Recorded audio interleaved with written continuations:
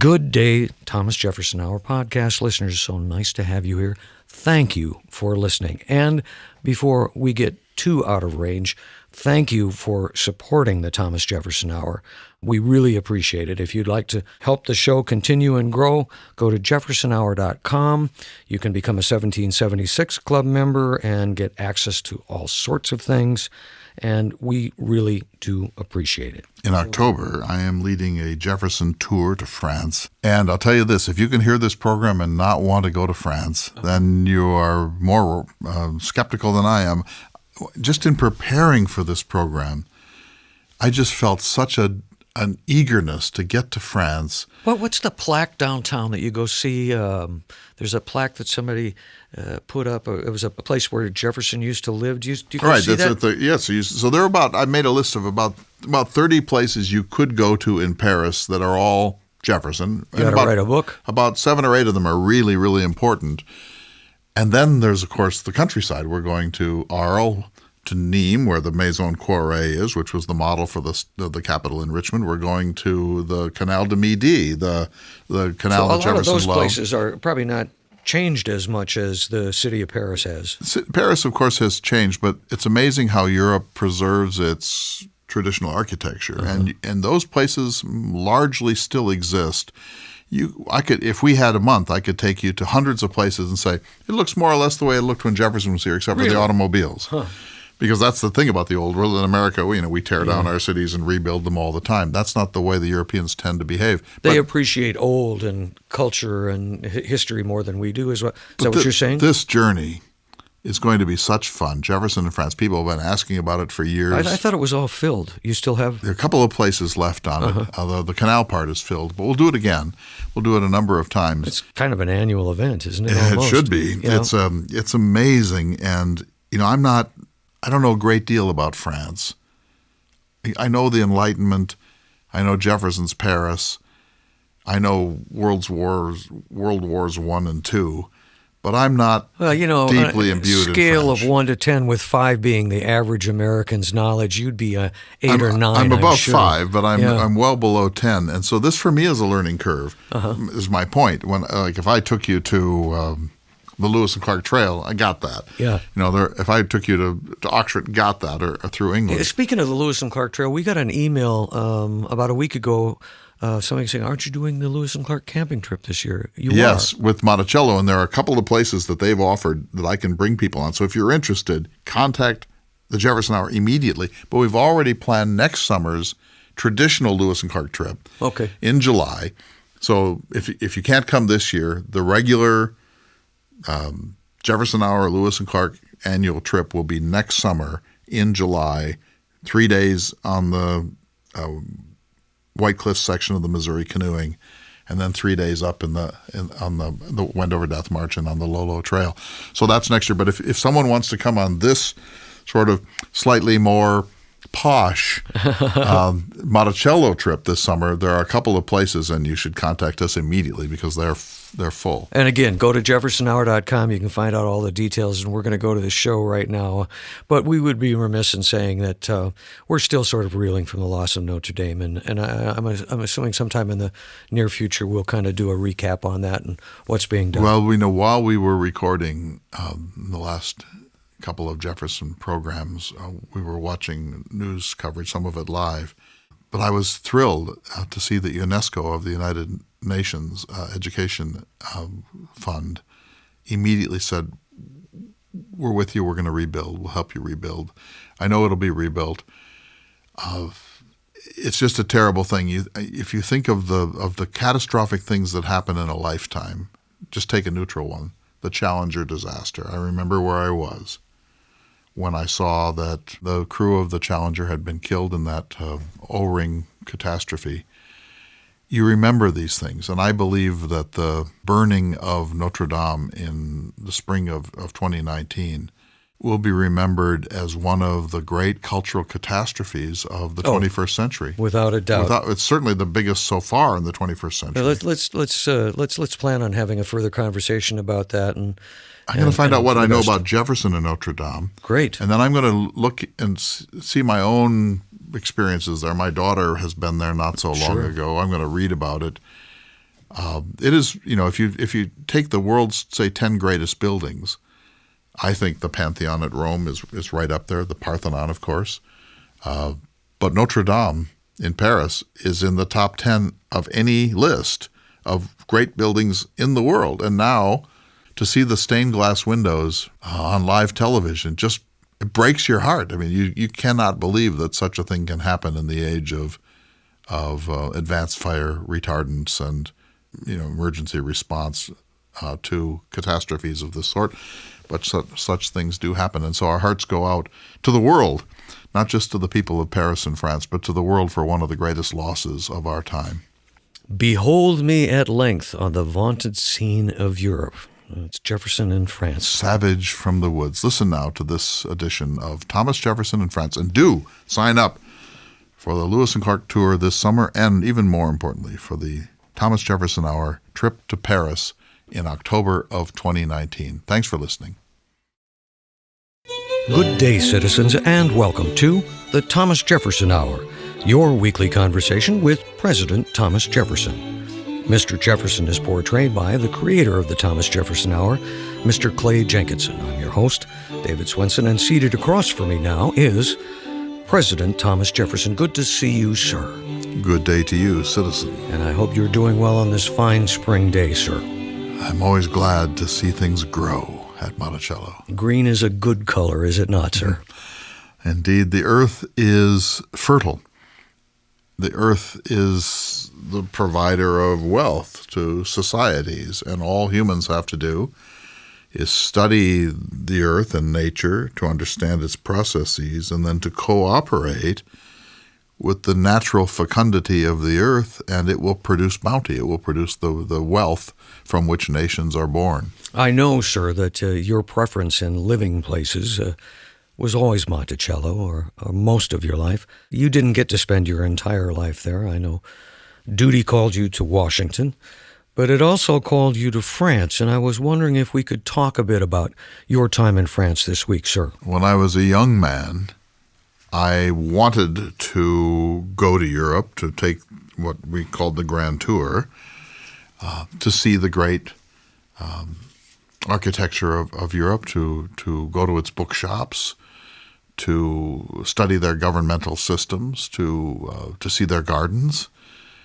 to look at their art, to hear their music. I even had planned at that time to go all the way to Egypt, because I wanted to see something of that extraordinary ancient civilization, much older than even ancient Greece.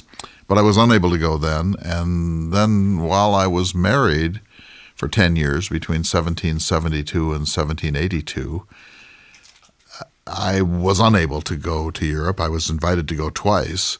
And in each case, I turned down these offers by my government. It was heartbreaking to do, but I knew that my duty was to be with my wife, Martha, in Virginia at Monticello, and that it would be, I couldn't take her. She was too frail, and I certainly wasn't going to go without her. As you know, she died on September 6, 1782, which left a gigantic blank in my life, and the Congress of the United States generously decided to make me a minister at large, a minister plenipotentiary in France, to join John Adams and Benjamin Franklin there to conduct diplomacy that might lead to commercial treaties with Prussia and with Sardinia and with Portugal and so on.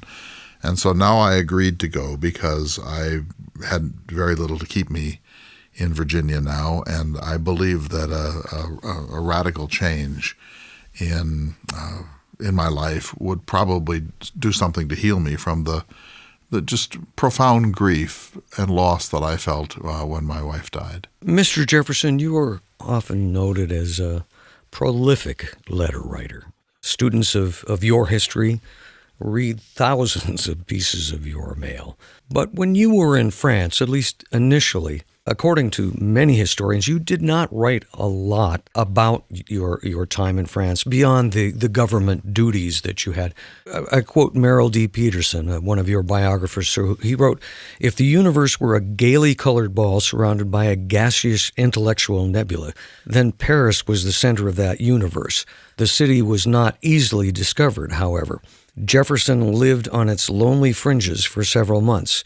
Sights, diversions, people. He seldom talked about these commonplace things in his letters, and those he wrote home during the first season offer surprisingly few glimpses of the kaleidoscope scene." And I was hoping perhaps, sir, we might talk a bit more about your time in France. You could share some of this with us. First of all, let me say that my French wasn't very good. I could read French with ease. I had learned French as a boy, beginning at the age of 6 or 7, and I knew French, but knowing French and being able to speak it well are two very different things. I always thought that they should have kept the language of Provençal, which was much more understandable and communicable than the Parisian accent, which dominated the French capital in my time. And so when I got there, I wasn't fluent. And so it took me a number of months to become familiar enough with Parisian French to be able to communicate with some ease. So that's part of it. Secondly, I became ill. And I wrote about this and said everyone who moves to Northern Europe has what's known as a seasoning, a period where their health is fragile. I had a very virulent case of this for 6 full weeks. I was pretty seriously ill, and only then I began to take long walks, and the sun began to shine a little more, and I was able to sort of get my feet under me in France. So there were some issues, and I needed to place my daughter at a good French school, and I needed to set up my diplomatic protocols. I needed to find a place to live. When we first got there, we stayed in one hotel and then soon moved to another. Then I spent almost 9 weeks looking for a permanent place to live, chose it. It turned out not to be ideal, and then still later I moved to the place where I spent most of my time during the Paris years.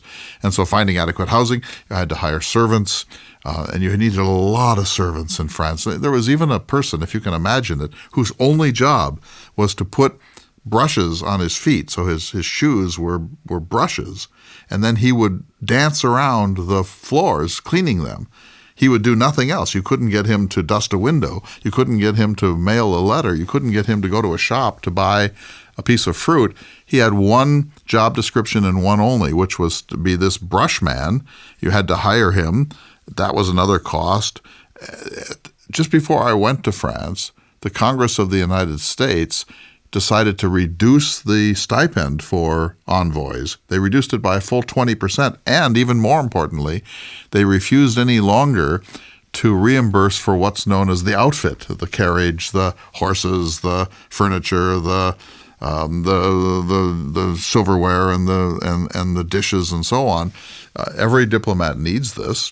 And they had decided that our foreign envoys were living in luxury, which is certainly not true, and they eliminated the reimbursement for the outfit. That cost me more than a year's salary in the first few weeks that I was there, and then they reduced the stipend by 20%. We were the worst, the most meager, the least impressive of all of the diplomatic establishments in Paris already, and then Congress reduced our capacity to pay for these important national services still more. So it took a while, is my point, for me to get comfortable in Paris. And luckily, our old friend Lafayette helped to introduce me to his friends in aristocratic and intellectual circles. And slowly I began to find my voice, be able to speak French with some facility, and to have a circle, a network of people who could not only help us along from a diplomatic point of view, but introduce me socially into the world of France. Now, when you were in the United States, a letter between you and, say, Mr. Adams or one of your neighbors, you could expect to get it in within a few days to a week, I'm assuming. Maybe 2 weeks at most. And when you moved to France, then you were subject to letters crossing the ocean, and it must have been hard for you to not have that sort of communication. More than you can possibly imagine, sir. So first of all, there were diplomatic pouches. So I had a portfolio, a set of things that I was expected to do on behalf of the government of the United States. If I had a breakthrough or a setback in negotiations with Prussia or with Portugal or with the Barbary pirates, I had to send a dispatch back to the United States, and that could take months. The transit time between sending something off to New York or Philadelphia and then it's returning could be 5 months, it could be 8 months. And so you're always living in this gap of not knowing the intentions of your own government or being able to apprise your government of changing circumstances on the ground in Europe. That's one thing, but much more importantly to me was the loss of personal communication. And as you perhaps know, Lafayette came back from the United States to Paris in January of 1785, and he informed me that my daughter Lucy was dead, that I had left 2 children behind, Polly, Maria, and my youngest daughter Lucy, who was just 2. They were staying with their Aunt Epps, and I had my daughter Martha with me. But the 2 of the younger daughters I had left behind, they seemed to me to be too young to be crossing the ocean. And Lafayette comes back and he tells me that my youngest child is dead. So then I immediately wrote to the Epps, to my in-laws who were taking care of them. And then there was this agonizing period of several months, really till May of 1785, before I heard in their own voice, their own handwriting, what had happened. Well, it turns out that Lucy and her cousin Lucy, they were cousins, had both died of complications of worms, teething, and whooping cough. And in my time, there were no remedies for any of this.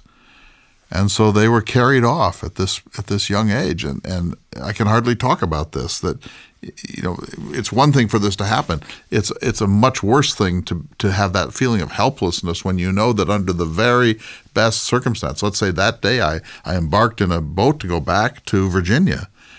It would be a month before I got there. And if I were sending a letter and saying, please tell me what happened, give me all the information you can, is my second daughter, Polly, healthy? That letter could not possibly get back to me in less than 3 months. And so the agony of that, I mean, I think people in your time have no idea what the weakness of our communication infrastructure meant for people like us. And of course, Meriwether Lewis later felt it when he was stationed out in St. Louis, and he was basically a month away from the War Department and the White House back in Washington, expected to make decisions out there that he needed really government guidance for, but no way to get it. He made some of those decisions, and it turns out that the War Department under Mr. Madison repudiated some of what he had done. So this was a fact of the era in which we lived, and I wrote letters, and in every one of my letters I said, write more often, write every week. The more trivial, the better, because what I'm hungry for is news of my homeland. Thank you very much, Mr. Jefferson. We need to take a short break from this conversation, but we'll return in just a moment. You're listening to The Thomas Jefferson Hour. Welcome back to The Thomas Jefferson Hour, your weekly conversation with President Thomas Jefferson. And this week we're speaking with Mr. Jefferson about his time in France. Now, Mr. Jefferson, we talked about how difficult it was when you first got there. You had illness that you had to deal with. You had very little money thanks to the government cutting your funds. You had language barriers. And you also had some great personal sadness to deal with. And all this time you weren't receiving letters. And you began to become overwhelmed with your workload, negotiations, treaties, that sort of thing. Well, the 2 other issues, I think we're talking about things other than government today, but I can say this much about my official work. We were a brand new country, When was the birth of America? You could say 1776, but you could equally well say 1783 when the peace treaty was signed. This was 1784. So we are as upstart a new nation as it is possible for there to be. We're just starting out. We've barely been born. And the world doesn't really know of our existence. What they knew was that there had been a rebellion, and we were now apparently independent of our mother country, Great Britain. The British press was saying that we were certain to collapse, that there was anarchy, there were riots in the streets, that there was no government, that the economy would falter, that there would be no United States, that we would be begging to be reinstated. Sir, you paint a grim picture. That's how the world saw it, and so trying to convince Prussia or Portugal or the tax gatherers in France to conduct a commercial treaty with the new United States was almost impossible because, first of all, they had vested interests that did not want to make these treaties, and secondly, they had no reason to believe that our experiment was likely to succeed. We were as brand new. We were baby faced in the world. Let me interject. I'm not sure if I'm right or wrong. I'm certain you will tell me, sir, but you were successful at so many things in your life. I don't even want to begin to list them. However, negotiating treaties with foreign governments, that was something new for you, wasn't it? It was.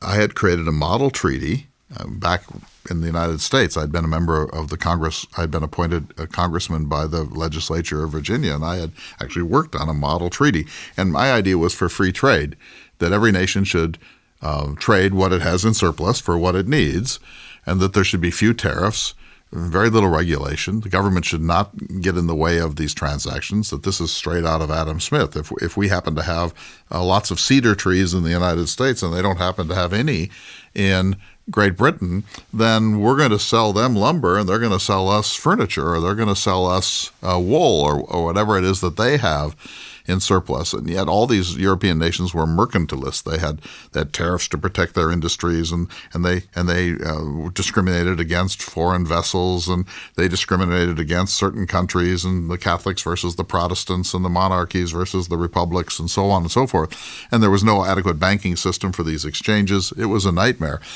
But I had a model treaty that I had formed, and Prussia, actually, Frederick the Great, was the only one of the Europeans who signed that treaty. But I discovered that nobody particularly wanted to treat with us because they literally didn't yet know who we were. But let me add one more complication. I'm a member of a 3-person diplomatic team, glorious comrades. Benjamin Franklin, who was 79 years old, elderly and in poor health and wanting to go home, but beloved. I mean, absolutely adored and beloved. A cult of Franklin existed. I'm not sure Americans today understand how ill Mr. Franklin was. It's said that he had stones. He had stones. They were so bad that he could not ride in a carriage. In fact, it was difficult for him to even write. He lived at a place called Passy in a huge mansion that had been provided to him. Hard time writing. He could barely walk. He couldn't travel. When he did travel, there were cushions, and he was carried in a sedan chair. But really, we had to go to him. He's elderly. There's no cure for any of his diseases, gout and kidney stone and other problems. And at that advanced age, and yet he became a mentor to you, did he not? Well, I loved and revered him. He's one of the greatest men who ever lived on earth. It was Turgot, the French statesman, who said in a Latin epigram, he snatched lightning from the skies and scepters from the heads of kings. And this is a great man. And then, but the other problem, that wasn't a problem, but you have elderly Franklin panting to go home after a long, distinguished career, really beginning to die. And then you had John Adams, who was still young. He was 8 years older than I was, so he was about 50 at the time. He could not like Benjamin Franklin. He thought Franklin was lazy. He thought Franklin was a womanizer.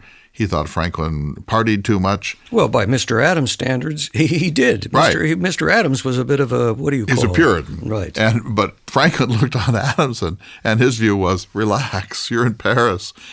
Diplomacy is not a set of talking points and a rigid agenda. Diplomacy is suavity and parties and conversations in And this salons. did not fly well with Mr. Adams They or couldn't. his They wife. could. Right. The two Adams couldn't make sense of Franklin's celebrity. Adams, in part, resented it. He also, as a Puritan and a man of deep work ethic, was simply unwilling to see this as a legitimate diplomatic approach.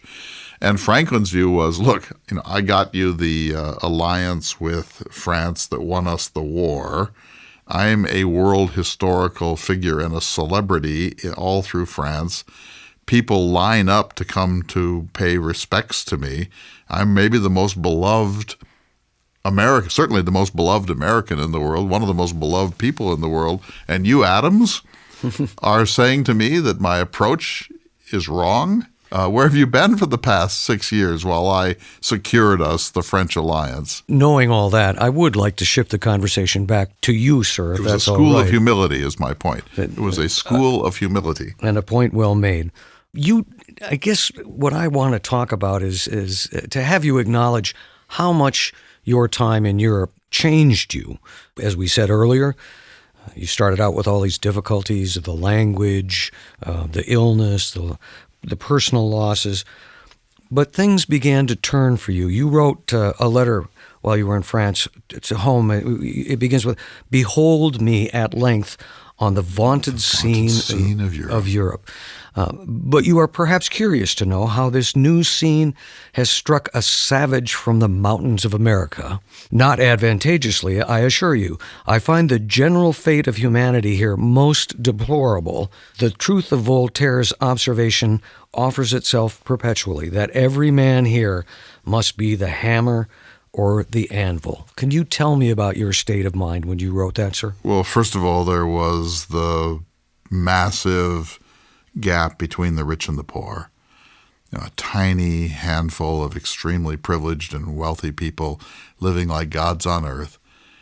And then the great mass, 19 or more millions of the French, barely able to feed themselves. And so I saw the first beggars in the whole course of my life in France. And when I saw the profound disturbance in the way that the goods and fruits of life were being dealt out in that society, it had a chilling effect. And we all knew that something terrible was coming. We weren't sure what. But Even then, sir. Yeah, we knew that this unsustainable, and the signs of street riots, bread riots, deep discontentment, satires being illegally published and promulgated in pamphlet form. Your feeling is that when people are that low, the desperation will cause them to do anything. Yes, at a certain point, there's almost a trigger.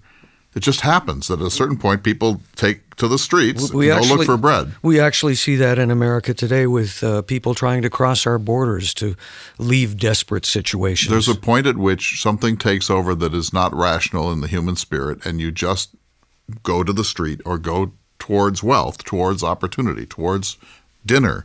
Well, you would do anything for your children. Of course, anyone would. And so most crime, then and now, is economic crime. There are very few hardened criminals. I believe that man is born good. People become criminal out of need. So there was that. Then the privileged classes would meet from time to time and try to sort all this out and try to have reforms and so on. But they were so frivolous, they would spend the evening in bon mots. They would be exchanging witticisms. They would be telling learned jokes. You couldn't get the establishment, let's call it, you couldn't get them to focus. You couldn't get them to realize that they were sitting on top of a cauldron or a powder keg, and that if they didn't actually find some reform to the financial system and the abuses of the French world, that this was going to turn out disastrously, as of course it did, way beyond what anyone could have predicted. But you couldn't get the attention of the privileged classes. They were dancing on the brink of this cataclysm that was about to break in 1787, 1788, and 1789. So there was that in addition to everything else. And I felt, as an American diplomat, that I couldn't interfere much. But I was sensing all of this. Well, after all, sir, you were a savage from the mountains of America. And I did feel this. So the other thing that really bothered me, thank you for reminding me of that phrase, is that the French are just so basically different from us. Very polite, gracious, well-mannered, civil, yes, you wrote, generous. You wrote, it seems that a man might pass a life without encountering a single rudeness. That's quite a statement, It's Mr. true. Jefferson. Of course, I was traveling in some fairly exalted circles as a diplomat, but it's true. Exquisite manners and politeness, but problems. Here's one. Monogamy and conjugal love had no place in French society. In America, we think about the nuclear family. You know, the husband, the wife, the children, maybe aunts and uncles. That had no analog.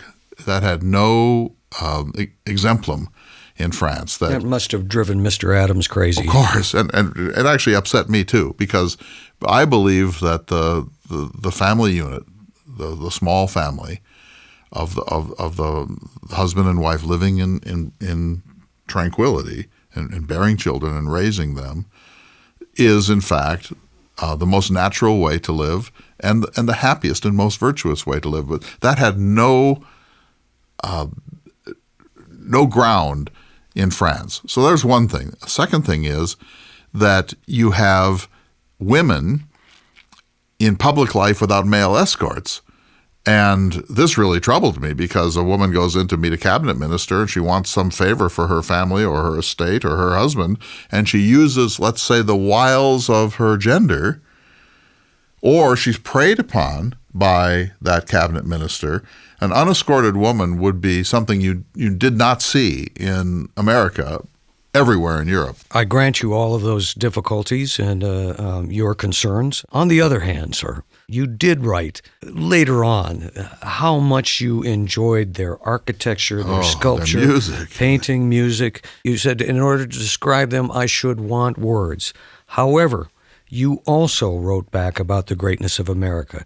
You wrote, how little do my countrymen know what precious blessings they are in possession of, and which no other people on earth enjoy. I confess, I had no idea myself. So you, in distancing yourself from America, you began to see the beauty and the worth of it in a new light. Fair to say? In France, civilization carried to an extremely high plateau of mastery and artistry and excellence, and yet a broken culture with millions of people malnourished and desperate was the expression of a more egalitarian society and more happiness. You know, the economic security of the United States, the fertility of the land, the availability of land in the western parts of any of the states.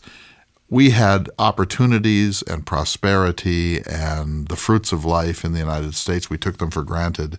And it was only when I got to Paris and saw that most people in Europe just don't have those basic things that all humans need. They can't count on them.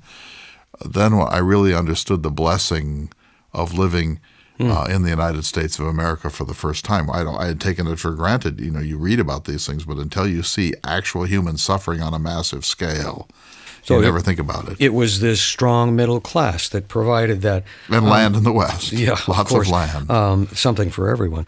Having noted that you so appreciated the art and the sculpture and the architecture and the music of Europe, you also wrote, of all the errors which can possibly be committed in the education of youth, that of sending them to Europe is most fatal. You can explain that, sir?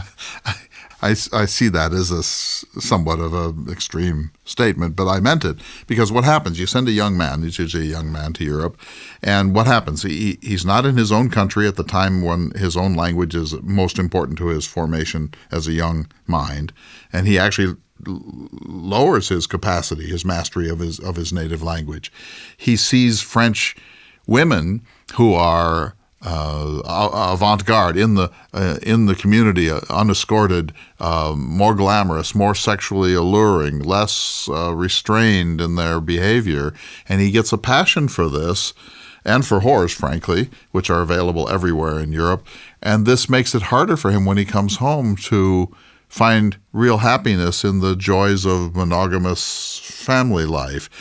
There are all sorts of temptations in your boxing and horse racing and gambling and a whole series of things that are probably best not put in front of a 19-year-old or a 20-year-old Not to mention young man. an endless supply of very good wine. And there's alcohol in every direction, quite inexpensive. And yet, sir, it had quite a good effect on you, your time Well, in I France. was an older man, and I was an extremely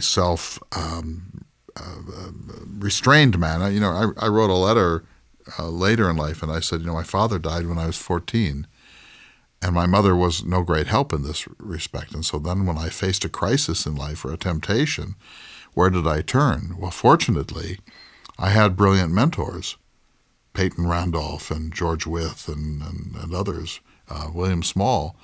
And so I was able, in any crisis, to say, well, what would they do? What would they do in this situation? And so I made up for the lack of a strong parental figure, father, by turning to these mentors. But if I'd gone to Europe at the age of 18 and I was far, far from Charlottesville in Albemarle County, who knows what temptations I might not have been swept into. Mr. Jefferson, we're almost out of time for this part of our conversation, but I would be remiss if I didn't take the opportunity to ask you for perhaps some short comments about something I know you were fascinated with, balloons. Oh, my. So I'd seen my first balloon ascents in Philadelphia in 1784, but the French were the pioneers in this, and I was able to see some balloon ascents when I first arrived in France, including the first cross-channel balloon ride across the English Channel, which was a very dangerous thing. Balloons were just beginning, and they used hydrogen at that time, highly flammable. The helium did not yet exist as something that could be separated out from the rest of the air. I saw a balloon ascent within a few weeks of arriving in Paris on September 19th, the 24th in the history of France. I saw the Robert brothers go up for the longest flight ever, 6 hours and 40 minutes. You must have been fascinated. I was in the Tuileries. I was looking at them through a telescope. There were crowds of thousands, tens of thousands. It was a picnic atmosphere. It was a festival. And actually, they crowded in on the Robert brothers so greatly that they damaged the rudder of their balloon, but they ascended anyway. And so I was there to see all that. I was also in Paris when the first death occurred from a balloon accident, the first fatality in the history of aeronautics.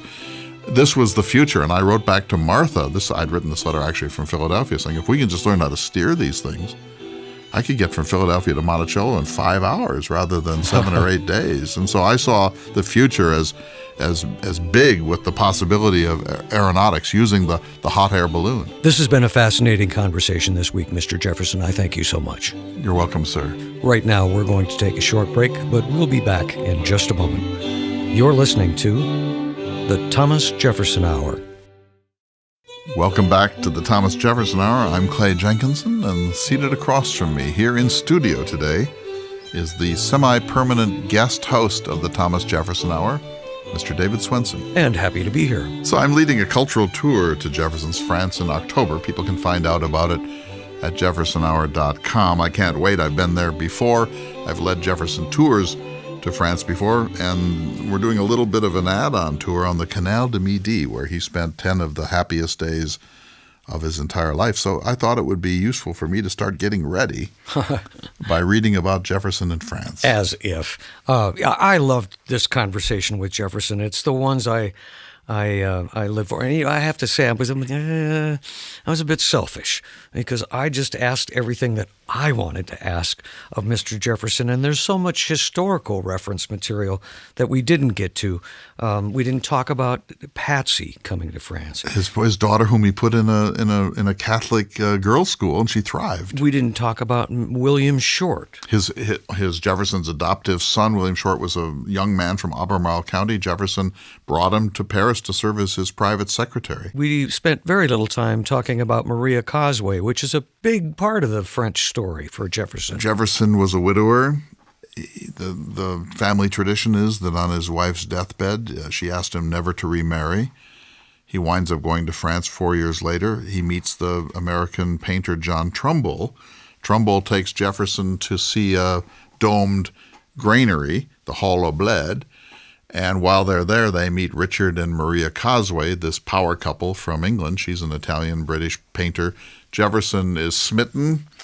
He falls in love with her. She eventually falls in love with him. It's, kept pretty restrained since she was married and her husband was nearby most of the time. But they had this lyrical romance.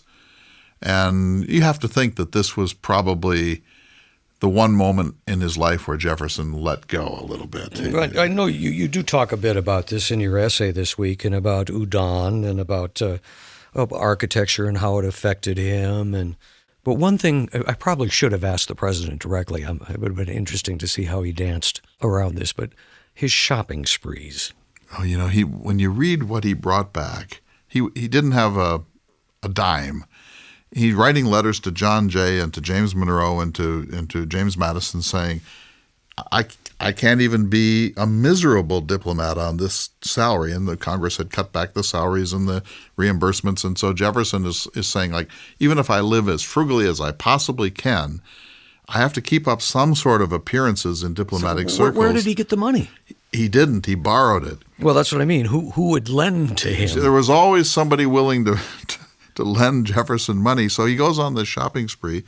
He bought hundreds and hundreds of books, and they were 5 or 10 times more expensive than they are now. He bought drapes. He bought chairs. He bought sofas. He bought dining equipment. He bought tablecloths. He bought silver. He bought porcelain. He bought paintings.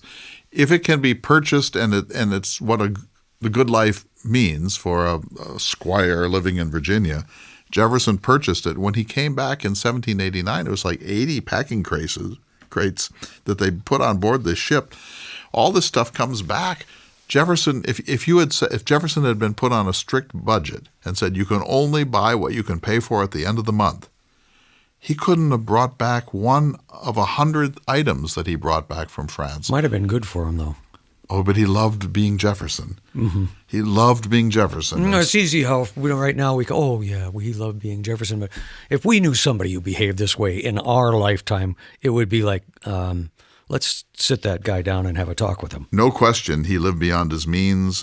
He never faced this, really, that he didn't have the kind of cash he needed to live that way. It kind of leads to a bigger discussion of why do we give Jefferson a pass on some of this stuff. Well, there's this question. You can answer that. I don't mind the fact that he died bankrupt, but here's what I do mind. 2 things. First of all, by dying bankrupt, he forced the sale of his slaves at auction block. Mm-hmm. That's not what he intended. And worse, from his family's point of view, his daughter Martha, his only surviving child, had to live on public charity for part of the rest of her life. He left her with nothing. They lost everything. We know he was desperate to do this, but he was also an old man, incapacitated in some ways. I mean, the story, I don't even know if people know it about the lottery that he was trying to... He had to beg the House of Delegates. It's really embarrassing. I mean... And this is, look, if Jefferson had lived modestly... But he had champions, too, wasn't it? John Quincy Adams, he was lobbying for a bill for... Pension our former presidents. There was, they couldn't write books. They couldn't do expensive speaking engagements. They couldn't earn a living. A former president was almost like a creature in a political zoo. Right. He just had to be a nice man. And not to give Jefferson a pass, but there's a lot of things I'm sure he wanted to do that he just couldn't. But if you sent John Quincy Adams an inventory of Jefferson's possessions, he would have said this guy deserved to die broke. Well, I got to bring up one thing from the show a couple of things that he wrote. This Vagabond on the Mountain, what was Savage it? from the Woods. Savage from the Mountain. He loved playing that role. I mean, it was obviously it was tongue-in-cheek, but still. But see, Franklin wrote himself a letter to his daughter Sarah in which he said, you should see me. I don't wear a wig. I wear plain clothing. I wear kind of a coonskin fur cap. And he said, they love me. They think I'm the greatest thing they think that I'm a savage, this kind of natural man from this new experimental democratic nation in the wilderness. He said, they love this about me. And so Jefferson had that on one side, that Franklin was just like dressing in sweats. Yeah. Making this Franklin's a his rock brand. and roller. I'd like to be one and too. Jefferson's like, well, I'll pretend to be a savage from the woods. But it also, that comes from Lawrence Stern Tristram Shandy, Shandyism, the cult of sensibility. Jefferson's posing here. Everybody wants to be cool. But he also is a naif from the New World. Uh-huh. I mean, being dropped into Paris at the end of that period, just before the Revolution, when, I mean, it was luxury on steroids, cubed. You can't believe the frivolity, the luxury, the conspicuous consumption, the manners, the high society sensuality of this culture. Part of this was Jefferson doing a pose. It's a pose. So I got to woe is me. Yeah, except, some of his letters back, you tell me, is this another pose? Is he building his legacy already when he says, "How little do my countrymen know what precious blessings they are in possession of, and which no other people on earth enjoy. I confess I had no idea myself." No, I think he means that. And I'll tell you this. I lived in England between 1977 and 1981. And I was a kid from North Dakota, so talk about a savage from the Great Plains. And I'm suddenly in London and in Oxford and so on, Cambridge. And I'll tell you what I felt, David. I felt, oh my goodness, this is what a class system looks like. Because in Britain then, and I think it's still true to a considerable degree, people dressed their class. Mm-hmm. You could walk down the streets of London and say, working class, business class, upper class. People are locked in to a class hierarchy in Europe in a way that really is still more or less unthinkable in the United States. I saw that. People's accents revealed their class. Oxford English wouldn't be used by somebody who was a street worker or a garbage person or a maid or a nurse. And so I saw that, and I longed for America. Because you long, a lot of this has disappeared in this, our happy republic. The maldistribution of wealth and privilege in this country. Well, it might be an age thing too. Sorry, but I was shocked by all this, and it made me long for egalitarian America, and the most egalitarian of all states in America then, North Dakota. That's changed too. So you do have this. And then you see a British snob with the swallowing their words and the way they carry themselves, and you think, wow, we don't really do that in the United States. Well, we do at Stanford and Princeton, but we don't do much of that in the United States. You get some mail on that. So you suddenly realize, well, their software runs differently from ours. I love this statement by him. Recognizing. It's that thing you can't see your hand in front of your face until you get out of the room and that sort of thing. The blessings of America. When I remember living in England, and what I longed for more than anything else was the national parks, like a nation that has wilderness. Great conversation this week. I've enjoyed it so much, and it is now time for this week's Jefferson Watch. What if Thomas Jefferson had not gone to France in 1784? What if he had never left the United States at all? How would things have been different? Jefferson had turned down 2 previous high-level government invitations to take up a diplomatic post in Paris. He finally made the journey in July 1784. If he hadn't gone to Paris, he would never have met Maria Cosway, the lovely and talented Italian-British painter who captured and helped to heal Jefferson's heart. I'm not sure if Maria Cosway was the love of Jefferson's life. Surely he would protest stiffly that his wife Martha was, of course, the sole true love of his life. But Mrs. Cosway was quite likely the greatest romantic passion of Jefferson's life. They met more or less by accident in August of 1786. Jefferson's wife Martha had been dead for almost 4 years. Jefferson was immediately smitten by the beauty, the style, the charm, the flirtatiousness, the aesthetic sophistication, and the sexual allure of Maria Cosway, with her lavender eyes, pouting mouth, big hair, and diminutive figure. She was what was then known as a coquette, a coy collector of admirers, a woman who sets out to make men fall in love with her without intending to reciprocate. It is a little surprising that the famously self-restrained Jefferson would fall in love with Maria Cosway, but he did, more or less instantly, and even more surprising that Mrs. Cosway soon fell in love with him, an earnest, learned, culturally sophisticated man from the New World. We don't know whether their romance was consummated. She was married to Richard Cosway, a painter. But it led to one of Jefferson's greatest letters, his dialogue between my head and my heart, which he wrote after the Cosways departed for London in October 1786. In any list of the most revealing things Jefferson ever wrote, my head and my heart ranks very high. It is also one of the most interesting, if slightly odd, love letters in the English language. Or what about Udon? In 1784, the Virginia legislature informed Jefferson that they would like him to arrange for a European sculptor to make a full-length statue of George Washington for the new state capitol in Richmond. The folks back in Virginia reckoned that Jefferson would know what to do, and they were right. He engaged the greatest European sculptor of the time, Jean-Antoine Udon, to do the work. Udon felt he could not do justice to the great Washington without going to America to meet him, sketch him, and measure him. This was no easy business, crossing the Atlantic Ocean, traveling overland to Mount Vernon, and then dealing with the notoriously shy, reserved, and even prickly George Washington. The result was a piece of pure magnificence. The pedestrian statue of Washington in the Capitol at Richmond is one of the greatest works of art in America. It was Jefferson who insisted on the very best and then pursued that project through to its amazing finish. I doubt that Dr. Franklin would have gone to such trouble, or Gouverneur Morris, who succeeded Jefferson. There are many more such influences, but let me name just three. The dome at Monticello. If Jefferson had never gone to France, he might not have put a dome on Monticello. The first version of the house had one classical portico on top of another, but otherwise a traditional pitched roof. When Jefferson got settled in Paris, he discovered the new Hôtel de Somme being constructed on the left bank of the Seine. Now the home of the French Legion of Honor, the Hôtel de Somme was neoclassical in design, and it was topped with a dome.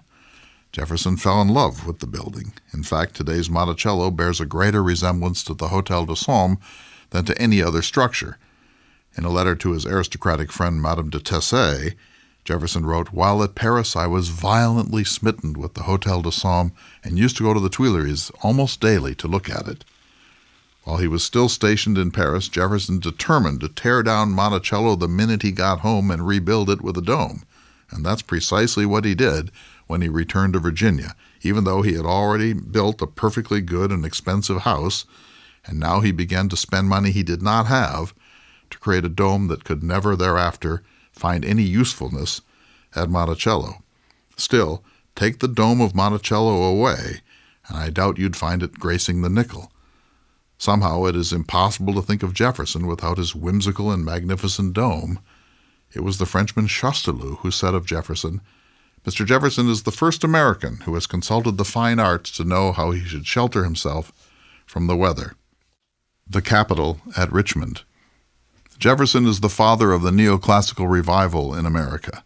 Our great public buildings, in particular our state capitals, are domed structures with classical columns and porticos because Jefferson designed the new state capitol at Richmond based on a building he regarded as the most precious morsel of antiquity, the Maison Quarrée at Nîmes. He set the new habit in motion in 1785 from 3,000 miles away, and since then more than 40 states have followed with neoclassical capitol buildings. Although he had studied Palladian and neoclassical architecture in the American colonies through books, he found both the domestic and public architecture of Virginia ugly and even barbaric, and it wasn't until he arrived in Paris that he saw what neoclassical architecture can be. When he learned that Virginia had begun to build its new capital in Richmond without waiting for the design he was carefully nurturing, he threw a little aesthetic fit, dashed off a letter of protest, and convinced his friend James Madison to have the construction halted until he could get the plans and model of the Maison Quarrée into the mail. So respected was Jefferson, and frankly so feared in the arena of aesthetics, that the planners back in Richmond actually halted construction. The result is the uniquely magnificent Capitol at Richmond. Had Jefferson never gone to France, we would probably have a neoclassical capital in Virginia, but it certainly would not be this one. And finally, Thomas Jefferson was radicalized by what he witnessed in France. During his 5 years there, he saw the build-up to the French Revolution. He saw real poverty for the first time in his life, and real repression. He saw what it was really like to live under an absolute monarchy. Before he went to France, he was a book revolutionary and a treatise radical. When he returned after observing the first spasms of the French Revolution, He was profoundly dedicated to keeping America a republic with as meager a class system as possible and with a well-educated, skeptical, self-governing public. While he was gone, most of the founders drifted towards the right. Jefferson hardly recognized them or they him when he made his way to New York to take up his post as Secretary of State in 1790. He was the lone radical amongst the major founding fathers from 1789 to 1801 when he was inaugurated as the third President of the United States. Above all else, he had learned in France what can go wrong when a great society is corruptly and ineptly governed. In France, he had time to study the national tragedy of what we call a failed state. When he returned to America, Jefferson was deeply determined to prevent that from happening here. Oh, how he would grieve for us. I'm Clay Jenkinson. We'll see you next week for another exciting edition of the Thomas Jefferson Hour. The Thomas Jefferson Hour is brought to you each week by Dakota Sky Education. The program is distributed nationally by Prairie Public Radio. President Thomas Jefferson lived from 1743 to 1826, and this program presents his views. President Jefferson is portrayed by the award-winning humanities scholar and author, Clay S. Jenkinson. To obtain a copy of this or any past show for a $12 donation, please call 888-828-2853. Again, that number is 888-828-2853. This program is also available online at jeffersonhour.org and on iTunes. If you'd like to correspond with President Jefferson or submit a question for him to answer on the program, please visit the website at jeffersonhour.org. The Thomas Jefferson Hour is produced at Makoche Recording Studios in Bismarck, North Dakota. Music by Stephen Swinford. Thank you for listening. Please tune in again next week for another thought-provoking, historically accurate program through the eyes of Thomas Jefferson.